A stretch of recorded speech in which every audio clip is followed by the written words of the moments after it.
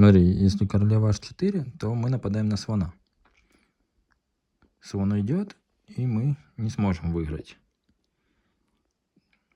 То есть здесь нам нужно напасть на короля и на слона. То есть сделать двойное нападение. Значит, королева на g3.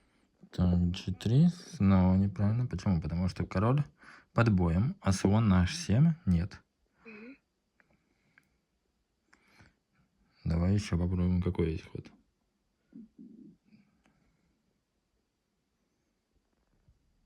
Смотри, на h4 неправильно, на g3 тоже. Значит, можно походить на h2, да? Вот так вот можем сделать ход?